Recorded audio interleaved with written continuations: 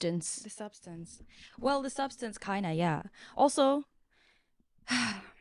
we are way too familiar with body horror in general. Yeah. We experience it on the daily. Yeah.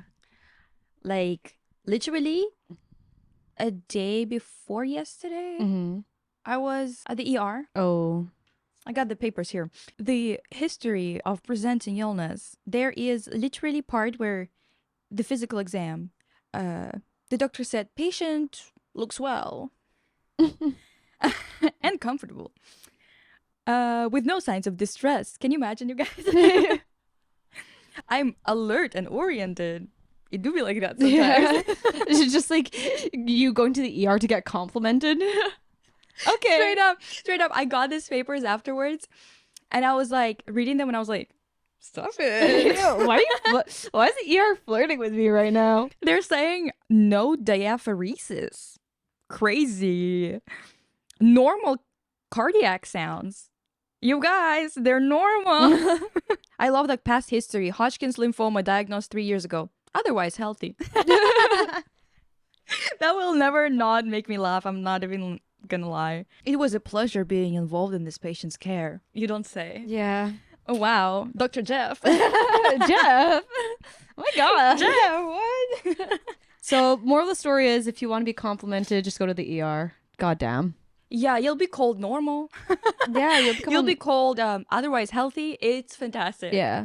Every day is body horror for us. Every single day. It's like not even fucking funny. Like, well, I mean, it's a little funny. I'm making jokes about it. Yeah. But it's a little scary too because I'm like, am I dying? Low key? Mm-hmm. But then they're like, no, you're normal. And it's like, great. But why do I have stabbing pain? Yeah. How about that? Yeah. Dude, you know what's crazy? Every time I think about body horror, I think about how I was awake for every single procedure I've ever had. Like, never fully under. Isn't that weird? What kind of procedures? Like my colon one. You were awake for that? Why? I wasn't like fully down. Why? Or maybe I was, but I didn't feel like I was. You didn't sleep? Well, they put me under, Uh-huh. but I felt like I was still conscious. Like I heard things. You know how you can like have anesthesia, but it's like not enough? I think so. I don't know. I had... Oh, when I got my all my like teeth pulled out, I was like completely awake for that. And I just like was like hearing them wrench it out and like... Yeah, no, I had like... For wisdom teeth, I was definitely sleeping. Mhm. But when I was 12, I had a cyst in my skull. Yeah. And they had to go through here and like get it out. And it was like, literally, I was awake the entire time. And this is... You guys... If you're squeamish, maybe skip this. But I was awake the entire time. I could feel them scraping on my bone. Yeah. Like I could feel them scraping out the nose bone and like touching it. I was like, oh my God, I've never fucking felt more human than right now. Like more like biologically like existing. Yeah. And no, like that's the closest feeling to like death, man. You're like, I know, I'm actually so right? fragile. You know when they were like the creaking sound of like when I was getting my teeth ripped out, they would like crack it and then like pull it out from the root. It was actually crazy. They were just like like the metal sound just like, and I was like, holy shit. I'm like, that's actually fucked up. That's fucked up. Oh, we didn't even say like, hey, we're back. Hey, we're back.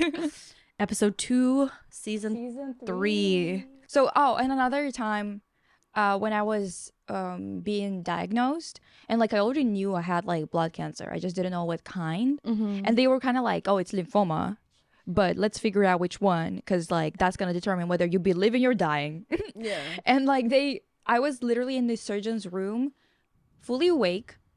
I think it was just local anesthesia, not even like sleeping or anything. Yep. And then he was pulling out a lymph node out of my neck. And he was like zapping me to like stop the bleeding. Cauterizing you, yeah. Yeah. Freaky, weird, smells like meat. Yeah. Oh, don't like that. When I got my nose cauterized, like I've gotten my nose cauterized like 4 times because I have chronic nose bleeding, and they never understood why I had it, but it was just like really bad. dude, that smell, and it's in your nose, okay? So it's like going directly, just like, I'm like, it's in ew, there, it's like right at the epicenter. It's like a fucking barbecue, bruh. Dude. Like, and I'm in the sorry, I hate the thought of it. Was like, so sorry to say, but today is the substance conversation, so we're gonna be a little gross. yeah. I mean, we have to talk about the substance one because supposedly it's everyone's favorite movie of 2024. Because which is funny. Yeah, I mean, I get it. It's very easily digestible, to be honest. I think that people are like, oh my god, it's so scary, which is like, yeah, fair enough. I watched almost the entirety of it on TikTok. Which is crazy that you could do that now. I've watched it. It gets taken down immediately. That's why no one can like actually watch it, because it's still in the theaters. Yeah, I just watched it 2 or 3 days ago in theaters. And you know what? I usually don't watch trailers for movies because I don't like being spoiled, but I wasn't necessarily like super excited or like by this movie. So I watched the trailer. I didn't really care for it. Not in a bad way. I'm not saying that I thought it was gonna be shit or anything. Just that like it didn't really spark my interest at the time. So I watched the trailer and immediately thought it reminded me of 2 Japanese films in aesthetic, but also in the content. If anyone's watched Helter Skelter, which is one of my favorite films of all time. I was gonna make a video on it. Yeah, you should. But it's like a little bit like, what do you say? Yeah. Beauty. It's torture. That's a thing. That's the thing with this movie. Is what we're gonna talk about. When it was new with Helter Skelter, I think that it was quite new at the time. Obviously, there were movies about beauty, about aging, but it wasn't done in this particular way. Now, The Substance feels like just like a rehash of that. I feel like every movie coming out of America these days, or like the Americas, okay, is just like Canada included. Yeah, like Canada included, of course. Us included. Just the West, okay? The West, yeah. Just feels kind of like a remake, but like they changed something a little bit of like a movie that already existed elsewhere, like in Europe or Asia, whatever. It just always feels like that. And they always love to use California or California adjacent, like looking like California spaces, which I don't give a flying fuck about. I'm not gonna lie. Yeah. There's nothing appealing about California to me. Yeah, they're just like, what if we took this movie from Japan but made it about Hollywood? Yeah. It's just literally like... and like even her like apartment, and then like the spaces, everything is always like so modern core in terms of architecture and other things like that. It's like, yeah, like they tried to make it more artistic, which I appreciate, like with the corridors, like being like a red corridor, and like the parallels of having those like long hallways that kind of parallel life and aging and whatever. Like, cool. It kind of reminds me of like Gaspar Noé's movies, where he uses like long hallways or tunnels as like to symbolize the transition, like a split between two things. But anyways, the other movie it kind of reminded me of is the animated movie Perfect Blue, if anyone's watched that, with the two, you know, like it really reminded me of that. But from my own research, I found out that actually it's supposed to be like a subversive remake of Dorian Gray, The Picture of Dorian Gray, which is like, I get that, but to a lesser degree. I don't know. That's supposedly what inspired the director, which I get it. I actually ended up watching the 2009 version of Dorian Gray yesterday just to see what the fuck was up. That movie sucks dick, by the way. Don't watch it. Is it the one with Jude Law? It's the one with Colin Firth, who I thought, it's not Jude Law. Is Jude Law in one? I don't know. There's 2000. So I think you're thinking of Colin Firth. We gotta see. There's the 2009 one, the 1975 one, 1975. Oh, he was in 1997 version. Jesus, what? 1990. Wild with an E. Oh, but is that about Dorian Gray or is it about Oscar Wilde? I love Jude Law back in the day.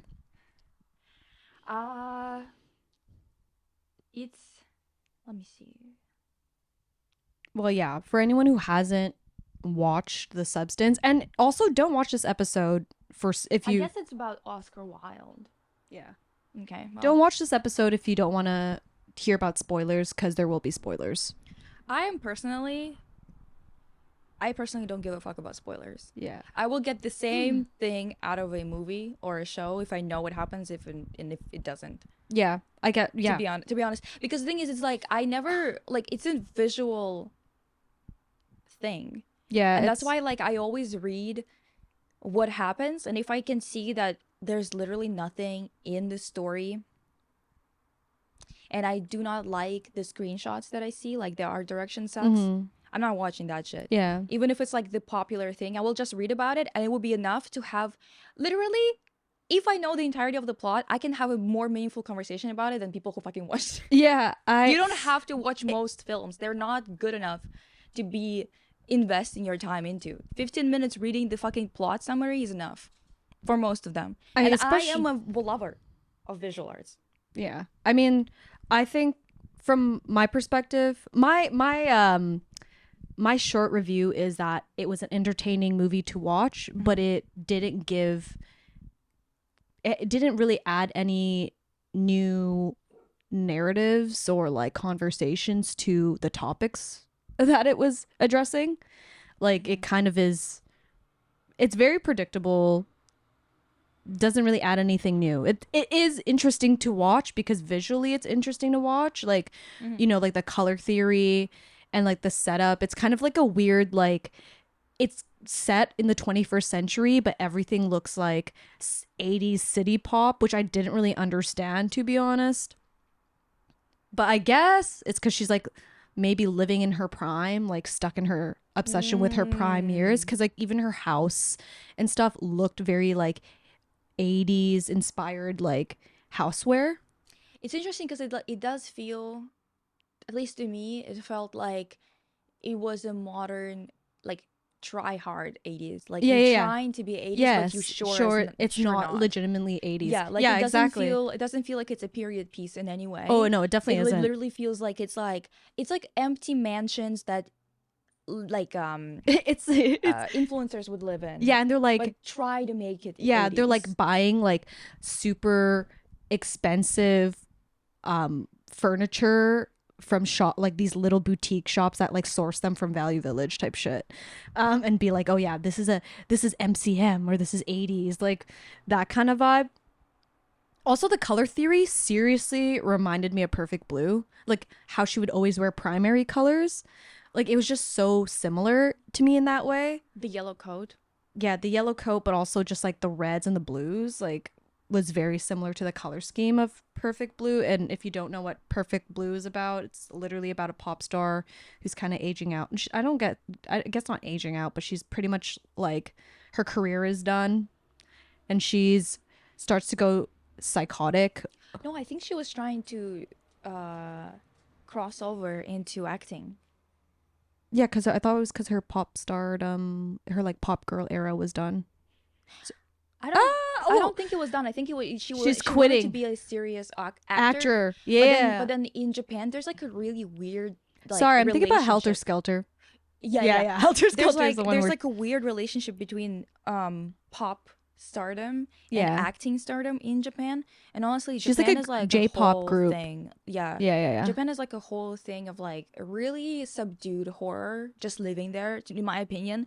And like this is not to speak from experience. I have never lived there. This is me just being judgmental. Yeah. But I just kind of noticed that like they have like a really weird relationship to pop stars versus actresses, where actresses are considered to be devious and sexual in nature, and the pop stars are considered to be super, super innocent. Yeah. To the point where they will literally get shot on sight if they're fucking seen doing anything unsightly. But yet the fandom hypersexualizes them because it's a lot of like middle-aged old men. Yeah, and who it's are like liking that's these the whole thing J-pop of like groups. Exploitation, like is what's at the forefront of it. It's the reason why all those men are so obsessed with them, is because they have this like faux feeling of having of being able to corrupt them.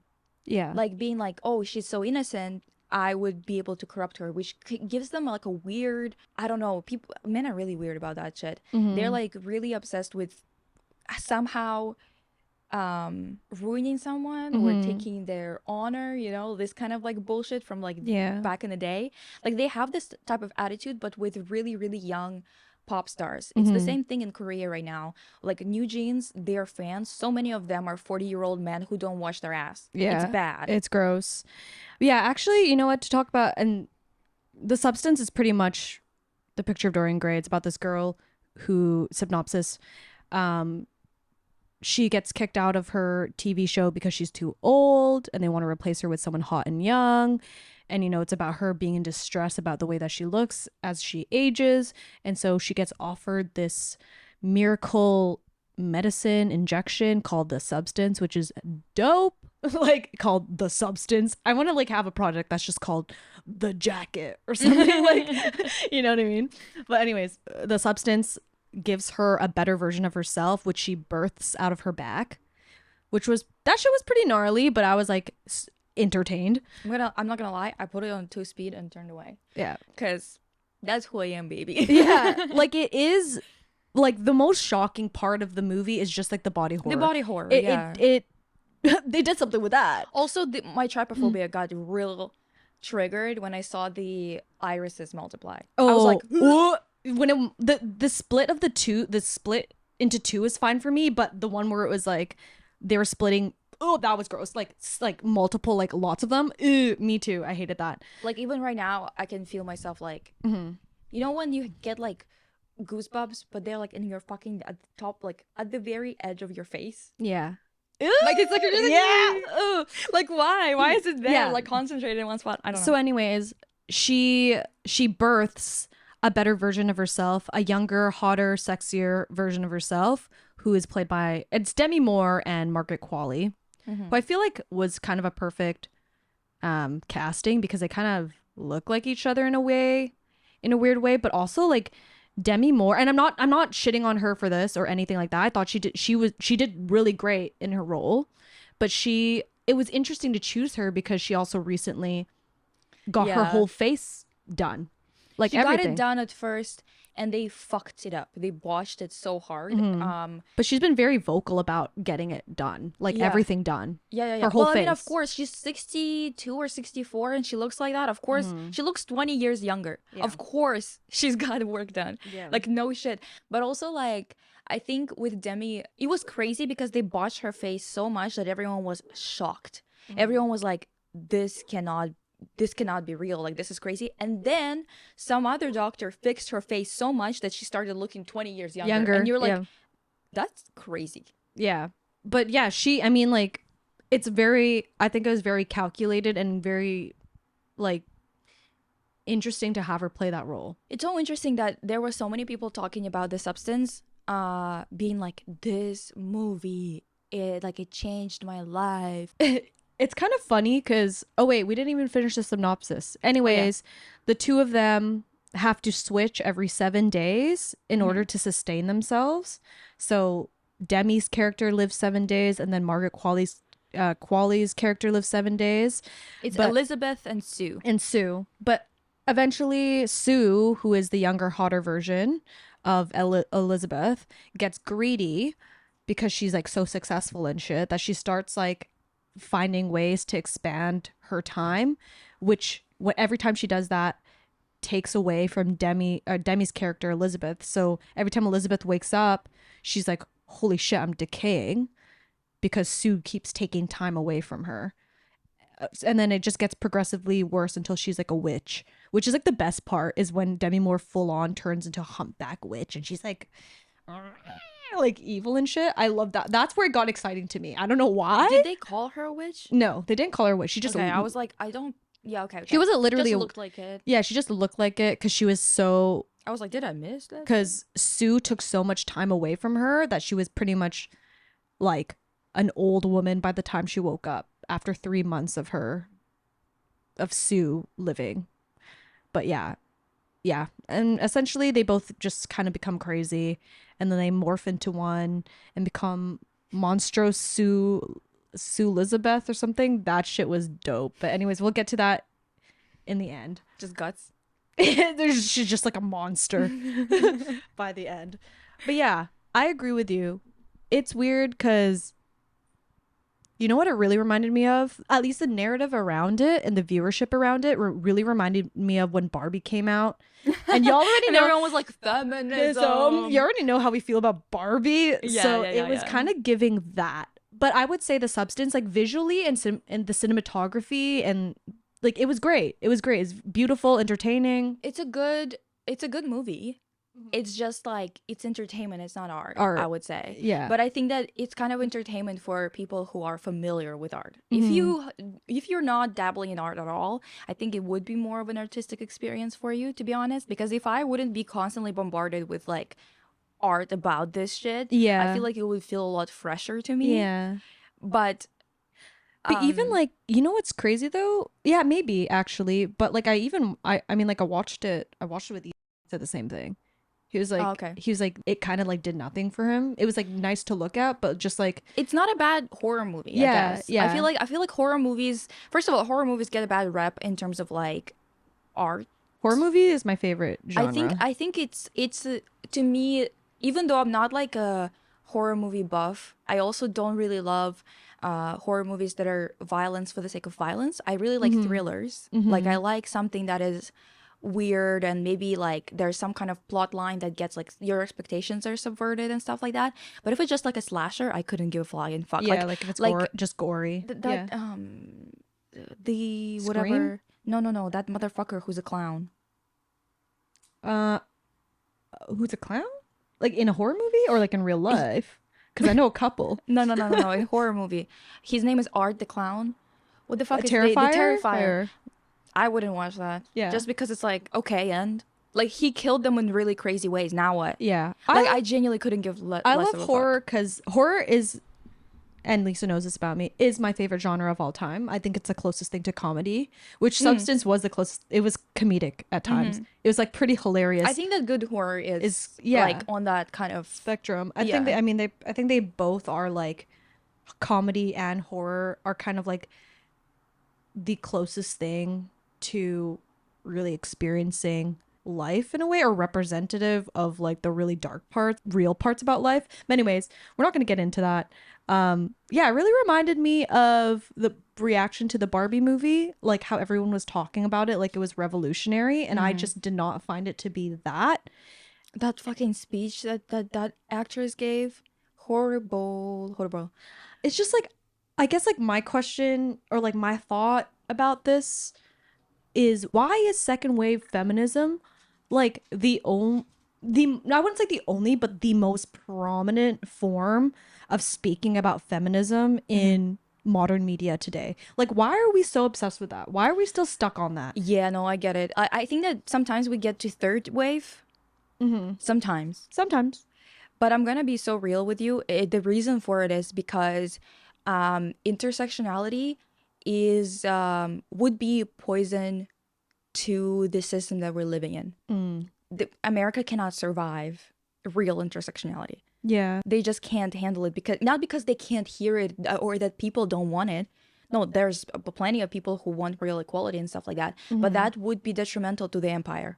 Yeah, I was thinking about it yesterday, and I was like listening to a bunch of podcast, like I was listening to other podcasts and YouTubers talking about the substance, and all of them had the same fucking shit to say, except for I was listening to the New Yorker's podcast about it, and one of the hosts like asked some valid questions about it, but like it was kind of two women and a guy. He kind of sounded fruity to me. Yeah. But he was like kind of asking the real questions. Like he was like, I don't really feel like this was revolutionary at all. No, but obviously not even close. Sorry to say. Yeah, wait, let me fact check this because I need to know because this will add into what I have to say about it. Okay, but like I'm gonna continue then while you're while you're checking, because the thing is, I think that genuinely you can go past second wave or third wave of feminism in popular culture or in films that actually get fucking funding in general, because the money is so heavily concentrated with people who believe that slavery is just like a part of life, that there is no way in hell you can have somebody actually talking about something real. You can even get people like women of color to replace Demi and Yes. Margaret, and the film would still be the same because they wouldn't be addressing the real issues that kind of are created through intersectionality. They're not going to actually address how slavery is still alive and well. It's just changed, its masks. It is more like, Actually, okay, I knew it. Yes. The host of the New Yorker's Substance podcast was a black man and two white women. Okay, yeah. And two See? and That's why he was like, yes. what is this bullshit? Yeah, he was spitting some real questions about it, like asking real questions. He even asked the question of like, is how conscious was the director, or like not conscious, I guess, but he did ask questions about like how effective the content was versus like the horror aspect of it. Like, was it just like, was this just a vehicle, to show these visual things like that are so horrific and like kind of just like shock for the shock value, or is it really geared toward having this conversation about feminism? No, it's and horror. Stuff? Yeah, I think it was specifically for the body horror. Yeah, but the two girls were like, obviously, like it obviously meant something to them because that's what they said. Like, Girl, I'm white. It means nothing to me. Yeah, I'm sorry to say. I'm sorry. It's just not far enough. Yeah, it isn't. I'm not white, but as a woman, I was like, yeah, this. Oh. Did you see that? That was an accident waiting to happen. Sorry, guys. They just avoided an accident outside. Holy fucking. I don't think he was even avoiding anybody. Holy fucking. I think he just fucking drifted in there. Why? In his little Kia Soul. Like, what the fuck was that? Why is everyone so bad? You know what? Everyone got so bad at driving. And then I just saw this like article in that was like posted by someone on TikTok. They were like, oh, look at this shit that came out in the neuroscience like paper. People got so much neuro damage from COVID. Yeah, it's like the reason why everyone's driving so badly, because it's like an equivalent to being just on the edge of like drunkenness, of like the allowed drunk. And I was like, holy shit, we got stupider. Yeah, we can't be stupider than we already are. It's already bad. Yeah, which is like so fucked. I'm like, I already lost brain cells from my addiction era, so like I can't be losing more. We can't afford it. Have you seen people? Have you heard them speak? Good Lord. Anyway. Yeah, anyways. So that was the only podcast that I feel like had a new take, all because of the one host who I thought approached it critically. And it is exactly what I was thinking about the movie and why we're so obsessed with second wave feminism. And it's because he doesn't have to challenge anything. Intersectionality, it's like the body is like one thing all women share. It's like our bodies, but it doesn't critique like the other aspects of being a woman that would make it harder for some women versus others. Like a white privileged rich woman, which is like what Demi Moore's character was. Like, yeah, she lost her job and she's aging. And now what? Honestly, I don't have as much sympathy as to someone who, like, if she would have been a stripper. Yeah. At least. Yeah. Like, then I'm like, so now what? Yeah. But as a person who was working in that industry, you've got so much money. You can just retire and be happy. Yeah. So it like didn't really, it's not really challenging anything that is actually a true challenge for women today. Yeah. Like, who are actually struggling, guys. Like, and also people who just pay attention. I feel like if you, like, I'm white, but I still notice this shit. Yeah. Because I don't know, I just kind of pay attention. Sometimes I listen to my friends. I don't know. Yeah. I don't think it's that fucking difficult, to be honest. I mean, like, I'm not saying like, like the pressures of aging and all of this like stuff, this like idea of women have an expiration date is not a pressure for women today. Like, it definitely is. It is. But I'm just saying, like, in modern media, especially now, it's just kind of like, okay, and like, like, it's the same thing with Barbie, that it didn't hit for me. It wasn't far enough. It was very much like, it felt like a propaganda movie that is propagating something that is very reductionist. I mean, like Barbie. When it comes to the substance, I don't think there's anything wrong with this movie existing, for example. Yeah. I don't think there's anything wrong with it being made or anything like that. However, I do think it's weird how much buzz there is around it. That's what I think is weird, especially in terms of what people are saying. People being like, I found this movie to be the most entertaining shit I watched in the past, whatever. And like, I thought it was cool that they released it during the Ozempic wave, right? Like, that's actually so real of them to create the Substance movie around, like, I think that they were probably inspired by the Ozempic, yeah. Ozempic, because honestly, Ozempic, it's not properly researched in terms of like long-term effects, and they keep on finding really weird shit about it. Yeah, and what it'll do for weight loss, because that's not what it's for. Yeah, like people keep on being like, okay, so if you don't have an issue with insulin, you're kind of fucking yourself over hard. Like there's like some research that's saying that there's gonna be like, it's basically creating ulcers and other things like that. It's attacking really weird shit in your body. So it's really telling that our society is so desperate to get this quick fix to be not just skinny but super skinny, because the thing is, most people I see online who are taking it, it's so funny, it's like so many people who have been overweight for years, and then all of a sudden in 1 month you lost all the weight and now you're telling everyone that you didn't take Ozempic. Like, why are you lying? What's the point of lying about it? I don't understand. In any case, especially with like girls that I saw who are normal weight, not even close to being overweight, and they still went on Ozempic just so they can look scary skinny, which is the new look that came back from the 90s again, right? Yeah. And it's like, so like, I get why they went for it, and I think it's a perfect timing. It's a perfect marketing strategy, because it's already a thing. Everyone's like, Ozempic is already on everyone's mind right now because they keep on noticing this shit. So it's not like you even had to do that much promo for it, because people were like, oh, the substance, oh, is it like Ozempic, you know, like it's already like a thing that spread around on its own. So it was kind of perfect in that sense. And I don't think that there's anything wrong with making a movie that's just gonna be a good marketing strategy and that you're just gonna make some money on, and that is pretty interesting, like, looks wise, and then you experimented with a bunch of bullshit, right? But the truth of the matter is, it's weird how many people are so disconnected from how behind this movie is artistically.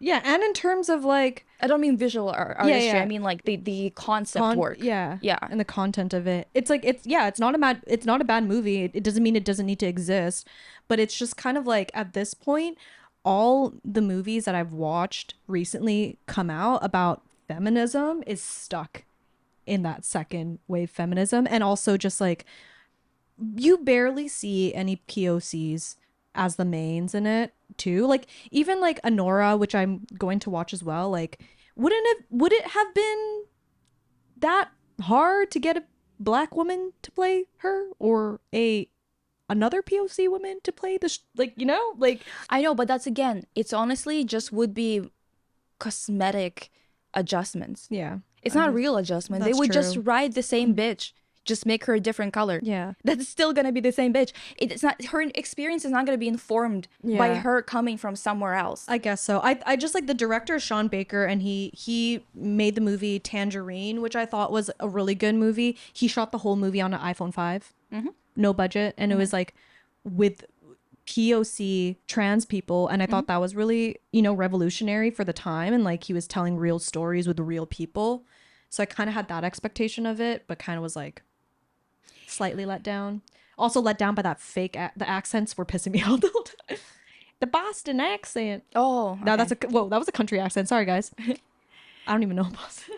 I think, you know, I'm not surprised that the movie that is, you know, okay, basically, from a perspective of someone who is of nationality that's always portrayed as the villain in every movie, which is crazy, because again, our animosity came from the fact that we were communists at the time, and that is literally coming from people who had slaves. Like, bitch, you know not the one to talk.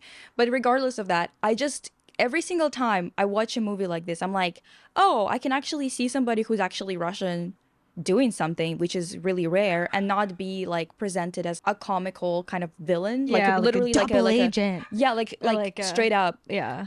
And oh, the stripper is not a Russian, which is like crazy. Mm-hmm. Oh, finally, finally, there's like a little bit of a switch up, because it's just crazy. It's always like the opposite. Not to like say that the stripper has to be a POC or anything, But it's because just like that it's always like the same story that's trying to strip away Yeah. to strip away the layers of intersectionality, because they don't want to address it, because it's difficult. It's not going to be easy. It's not going to be easy to write. It's not going to be easy to actually present, and you're always going to be stepping on someone's toes with it. It's just like what's the word I'm looking for?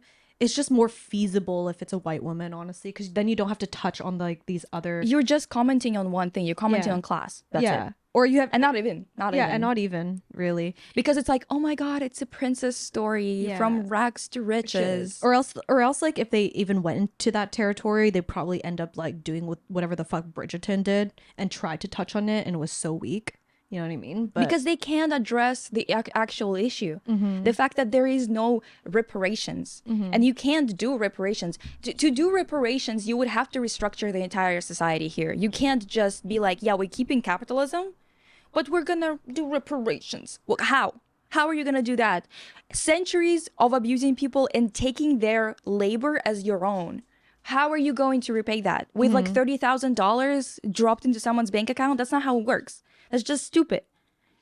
And like, I honestly, same thing with like Anora. I don't know what the movie is gonna be like or whatever, but based on the trailer and everything, I think that it's probably gonna be a fun movie to watch. Yeah, whatever. I agree. I think it's gonna be fun. Yeah, but Kind of like The Substance was. I think that there's probably gonna be some kind of twist and whatever, that it's gonna be a little sad somewhere or whatever the fuck. But in the reality, when I think about it, I'm like, yeah, you're showing me a 20-year-old maximum. I don't know what his age is, but like 20-year-old son of an oligarch. Do you know who oligarchs are? That's like your super rich people who have done a bunch of shitty things.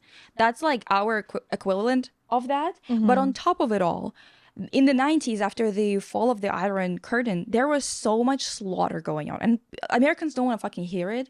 But I'm telling you, because I've had people in my family lose the stuff that they owned, which was personal property, not public or private property, because there's like difference between personal property and private property. Personal is like what you use. Your house, your car, your summer house is also your personal property.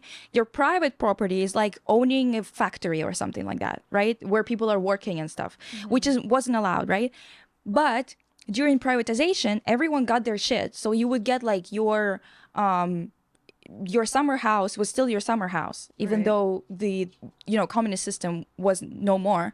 And then we had like literally like happened to my family even when oligarchs were like, actually I want this piece of land so I can build something on it. So you either sell it to me for 5% of what it's worth, or I kill your family.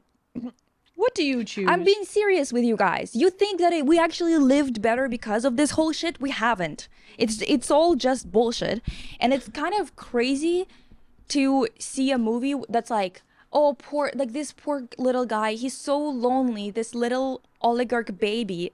Your dad's hands are covered in blood. I don't want to hear it. Like, and I'm sure that's sorry. I'm sure they're gonna get into that in the movie, because it seems like that's what it is. Like, he's not who he says he is, kind of vibes. There's a lot of stories like that told by Russians today, where like we make movies about like this rags to riches shit, like Cinderella bullshit, but with like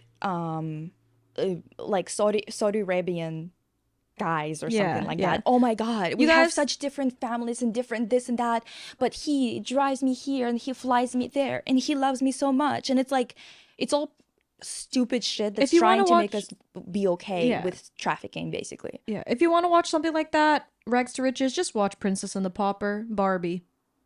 Just watch that animated movie, okay? That's the extent you should go to.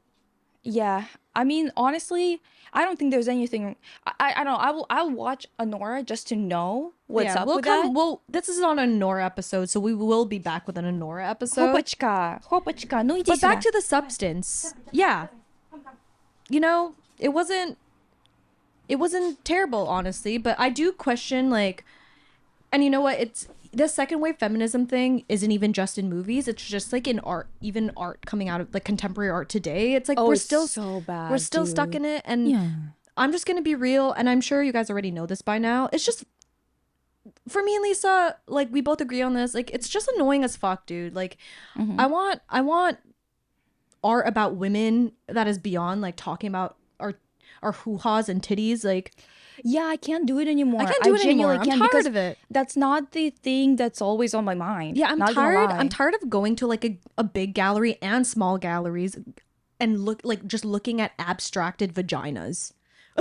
Someone, like some girl whose name is Jessica or Lucy or something stupid like that. Like, I can't do it. I can't do it no more. I can't. I know, and the worst part is seeing POCs doing this shit. It's like, oh, girl, please, please, please, no more vagina art. Heartbreak is one thing, my vagina's another. I'm begging you, don't embarrass me, motherfucker. Oh, like I'm actually tired of it. I'm tired of it.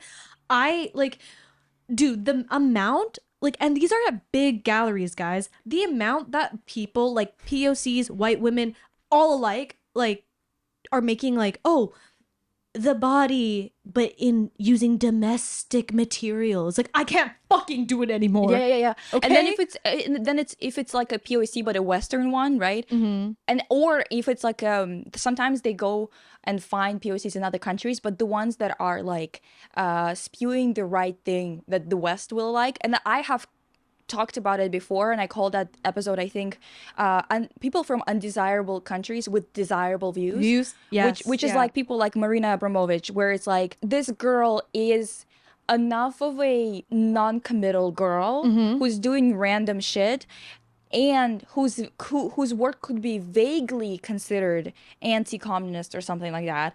So we will champion her. Yeah. And it's like, dude, you can dislike whatever you want. You can dislike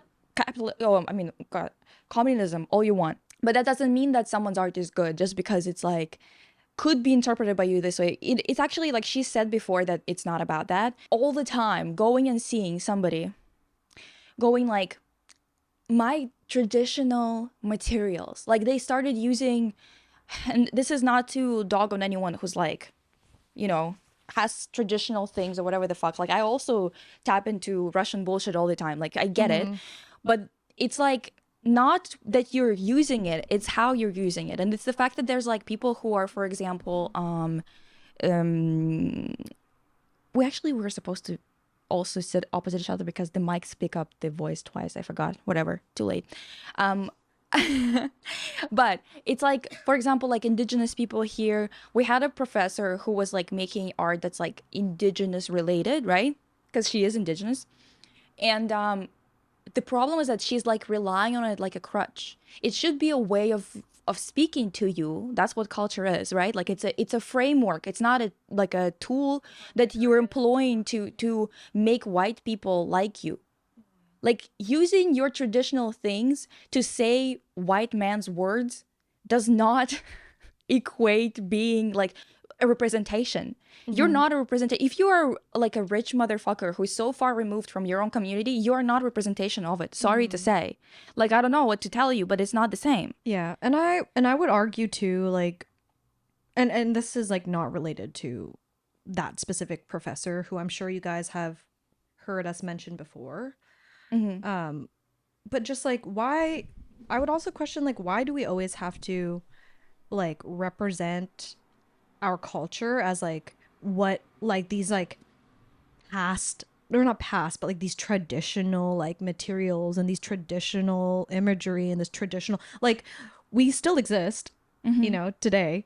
So it's like, why can't we just make, and I feel like that was always like a point of contention with the art that I would make, because it was so like, it was so of the time. Like, what the hell? Like, it was just like, girl, it was just like modern, you know what I mean? Like, because I'm not, I'm a POC, but I'm not going to talk about like yeah, these are the traditional tattoos my people used to have on their face. You know what I mean? Like, no, I'm this and I'm an internet girly, so this is Also, my maybe art. you'll get that fucking tattoo on your face because it's part of your culture. But why just take a picture of it and make it and frame it and make it into a spectacle? Yeah, it's like, your culture. yeah, I'm not It's trying to just a thing that you're literally submerged into it. That's your yeah. thing. It's It's like I'm not not trying a to tool. yeah, I'm not trying to make the white man understand that I am a human through my traditions and Or culture. make them think that make them feel Yeah. like they're representatives, or that they're championing representation just because there's a rich motherfucker who had ancestry related to somebody or whatever. It's like, no, that's not real representation because you're all saying the same shit. This white bitch made the same art as you did. Don't you think it's weird? Don't you think it's weird that your work is technically in the framework of imperialists? Don't you think it's strange? Right? Europe. And you should. No offense. I know that like I'm a white bitch talking about it, but like just because I'm white doesn't mean that I can't talk about it. Honestly, this is what we actually need. Because they always get duped into thinking that I'm on their side, and then I start fucking fighting with them in their spaces, and they don't like that. No, but it's just like, okay, like if we had a more conscious person making films, then maybe these films wouldn't be like so behind. Yeah. You know? Because the thing is, like, I genuinely think it's like, it's kind of the issue that you ran into also, where like they wanted to pigeonhole you and they would give you more space in the arts if you were just kind of taking pictures of your culture and literally framing it. My biggest critique was, why was because I did digital arts. I rigged avatars and did all that kind of stuff. Kind of like making fun of internet culture and influencer culture through these fake, rigged, animated characters, okay? Which, by the way, I spent so much time on learning how to animate shit myself. And like 3D model. But anyways, my biggest critique was, why was my character white? Okay? Which is like, that's kind of the whole fucking point. Which is so, yeah. Because you're criticizing the most common influencer, which would be white. Yeah, and they just couldn't stand seeing a non-white person like create, like, you kind of like control this like narrative around a white character, which is so crazy to me. I'm like, y'all be doing that in media all the time. You know what I mean?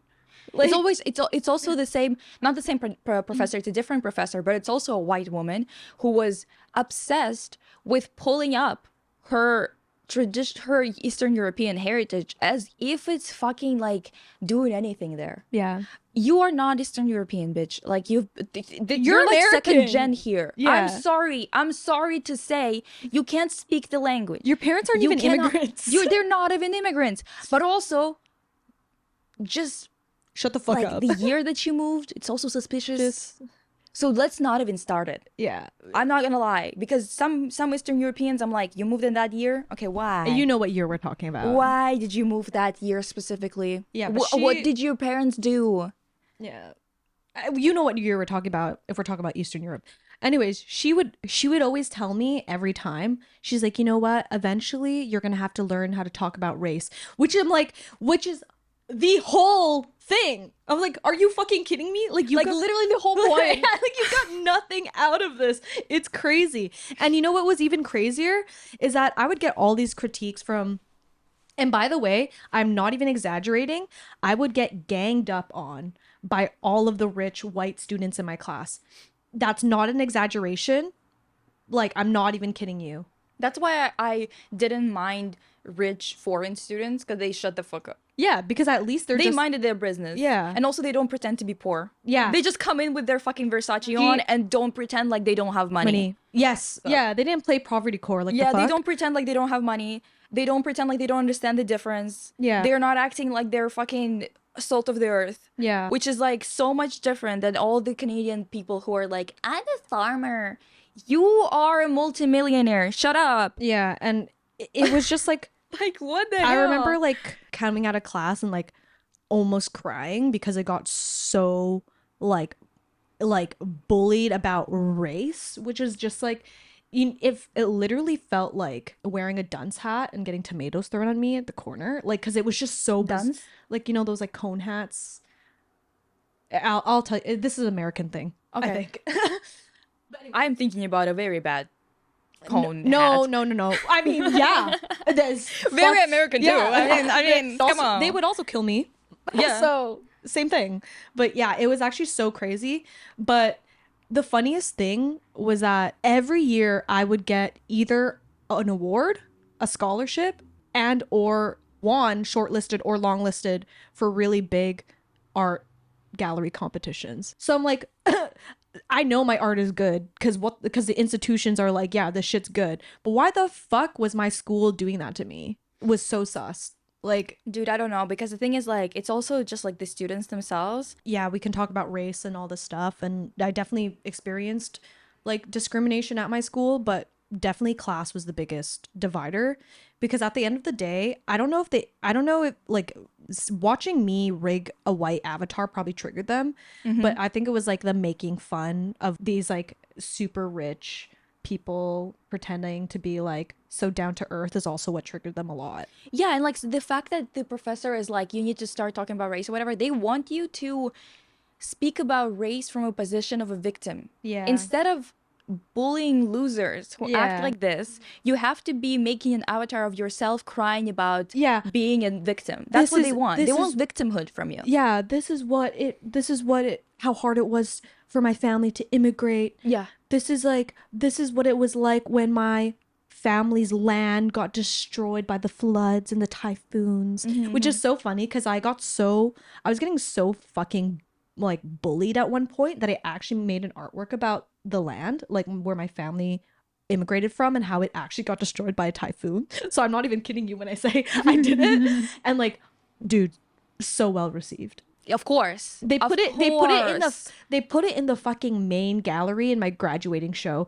And you know what was so funny? Like, I was just laughing at it the whole time because like, dude, it was actually just so hilarious to me. I only showed them the video at first, and like to set the scene, the art piece was like this video. I put fake grass carpet and then like a rice sack from my country, like a sack of rice, and then like a plastic tree in it, talking about the devastation, like, oh my god, our land is gone and now they built a plastic like fucking, I don't know, what do you call that, a plastic company put their like manufacturing building on top of it. Oh yeah. But then when the actual show happened, I actually like totally changed so much about it. I put like lawn chairs and I made a little fake shop with like tote bags and shit that had QR codes that you can scan, and it was just like pretty much a video making fun of people who go to like these third world countries and are like, oh my god, it's life altering, this vacation was life altering. Like, it was just like that kind of, and it was funny because they're just like, oh, like it looks different. I'm like, yeah, but it was already there. Like, it was already the day that I put up the chairs and stuff and like made it into like a silly little thing. So I did get in trouble for that, but whatever. And you know what's so funny too? The tote bags were like so small. They were like this. You couldn't use any. It was the size of a QR code. Yeah. And it was like, oh, do you like rainforest devastation? Welcome to... Like, it's fucking so stupid. Anyways. Welcome to colonization. Yeah. Oh, do you feel bad for these guys? Don't worry, we're happy. We're happy drinking our contaminated water. Like, just stupid shit just like so that. you can have another plastic fucking container that you don't even need. Yeah. Come to our gift shop and enjoy the handmade articles from our peoples. It's like, come on, dude. It's fucking... Yeah, and the shop was filled with like fake candies, like fake banana, like plastic fruit, and just like American made candies. Just like, yep. Yeah, take a bag. Like going to McDonald's in like a different country and being like, I've tasted culture. Yeah. yeah, literally. It's like, oh, damn, seriously. That's literally what it was. It's so funny. I remember that like someone was like talking about how they were shocked to find out that... And I hate that art piece, by the way. It's the worst one I've ever made. But I was so petty. Why? I just don't like it. Oh, okay. But yeah, like I was talking to someone, and they were like shocked that Soviet Union countries didn't have like I think McDonald's or something. And they were like, you didn't have McDonald's? Like really sad about it. Then I moved to like I went to Cyprus again to like study or whatever. And when I was there, I tried McDonald's, and even my drunk ass in the middle of the night didn't like it.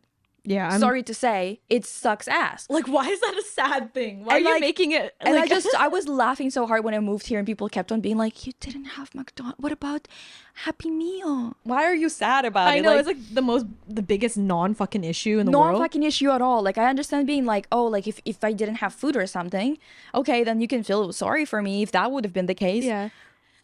But homemade food, that's sad to Yeah. you? Homemade food's the best. We have to Fine. go back to the substance. The nastiest part for me for the substance, like in Oh, this, the guy eating? was the food. Yeah. The guy eating. Actually, you know what? Like, really, I know a lot of people were like, the body horror was the most shocking. It really wasn't. Like, because for me, I love horror movies, so I've seen the worst, and I don't get squeamish about those kinds of things. I'm not gonna lie. But the men, the way that they were portrayed. But the men? Yeah, no, like I'm not even kidding. The creepiest part for me was when Sue was trying to leave the building to get the activator because her body was decaying, and like her manager and like a bunch of the shareholders were like, oh, smile for us, and like, oh, the way that they were acting was so gross. It was kind of like a fisheye lens, and it was like them all gathered around her and they all looked the same. Very claustrophobic. And the guy was like, and then she smiled for them, and they were like, yes, yes, and like just like clapping for her, and like had like a skip to his step kind of thing, and then all of the shareholders started copying him too, like, like, ugh, I hated that. You have to watch that scene. That was the creepiest moment for me. Like, truthfully, there was something so disgusting, and I didn't like the executive eating. yeah, that was disgusting. I couldn't watch. Like I had to look away too, even though it's not body horror. Yeah. I was like, oh my god, like he makes me want to puke. Yeah, and you know, the symbolism is obvious. Like, they're dirty, disgusting, decrepit, and just all they do is consume. Like, I get that, but yeah, it was really the like the male characters were so disgusting to me. Like, yeah. and something so creepy. And I thought that the director did really well with that. I think that was way more effective, to me at least. I think so. But again, you know, like the whole smile for me thing, it's been so common too. Yeah, of course, For yeah. them to focus on the whole like smile thing. That part was actually really funny because she pulled out all her teeth. So she's like,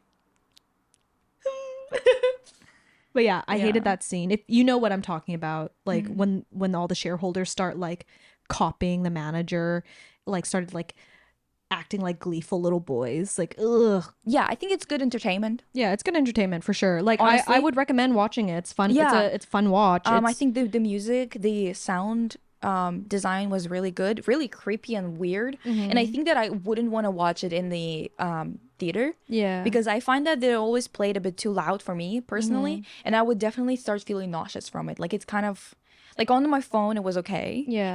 And I could definitely appreciate it because it was definitely made in a way that's very effective. Yeah, I would recommend if you do have sensitive ears, because there are a lot of screeching and unpleasant sounds. Yeah, that's the thing. If you get overstimulated, Loop, just fucking sponsor us, okay? Loop, yeah, I do honestly. I do recommend wearing those kinds of earplugs because they do help. Like, I wear them when I go to the theaters sometimes when it's just too much. I forgot to I get overstimulated so easily. Yeah. I start feeling angry, like for no reason. Yeah, I forgot to wear them when I was in watching The Substance, and I really wish I did because there's a lot of like overstimulating screechy sounds that I hate. That's what I thought too. Yeah. I was like, when you said that you were gonna go watch it, I was like, I'm gonna watch it like on my phone, like all the clips that I can find. Yeah, it's well, almost the entire movie. To be honest, my goal of me and my partner wanted to watch it at home, like rent it when it finally came out. But the reason why I was like, fuck, I'm gonna watch it today. Well, one, because of the podcast, but two, because I love movie theater popcorn. Sorry. Yeah, no, it's I really fully went for that. It's totally like, I feel like if you want the full experience, it's a good idea to go watch it in a theater. If you don't get like nauseous or angry from overstimulating sounds, because I do. Or squeamish, like if you really are like squeamish about blood, body horror and stuff, I wouldn't recommend watching it in big screen. Yeah, but yeah, well, I feel like this topic can merge into a part 2. But also, like, there's like always so many fucking video essays on it, and all of them suck. Yeah, it's very. And the issue, actually, you know what? The issue about video essays and why they suck is because a lot of people just, they don't have much to say, and they just want to be in that space. But some people, a lot of other people in the same space, we're forced to use stupid things in thumbnails, Right. in titles, so people click, and honestly dumps shit down a lot. Like I genuinely, I'm so tired of constantly being like, the downfall of, but it's like, bitches don't click on the video if you don't do that. And then someone on Twitter is like, oh, all those video essays using this and that, and I'm like, I agree, it's annoying, but like, click on the video if it doesn't have that type of marketing. Yeah, maybe right? do that, and then it's gonna change. Yeah. Because it's not going to change if you're just gonna be clicking on the stupid shit. Like, Yeah, I don't know guys, what to tell you. Like I said last video, we're kind of all in this together. It's like, if we're tired of the same shit happening over and over again, which is like what I'm tired of with feminist discourse in film and in media, because at this point we're just going in a circle in fucking history. We're going to be in third wave eventually, sometime soon, and it's going to be revolutionary again. Oh my Like, God. if we want things to change, let's start small revolutions, okay? Start clicking on things that sound different or off or follow people because you like them. Oh, so simply. Yeah. because they will produce, sometimes they'll produce something that's less quality, sometimes they'll produce something that's better quality, but following someone and supporting their career will yield better results for you. Yeah, and if you feel like, and I always look at this with my own shit, like when I'm not critiquing, but like observing other people's art and like work and stuff.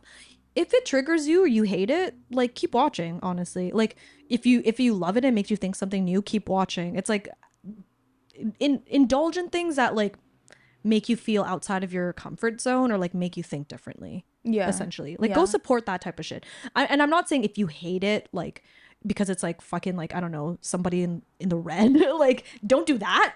But like, if it's criticism about art and you're like, whoa, like the Substance, like, you disagree with us and you're like, it was the most revolutionary, like, best movie I've ever watched. Tell us about it. Yeah, then tell us about it and keep watching, because maybe we missed something. It's not like we're not fucking gospel.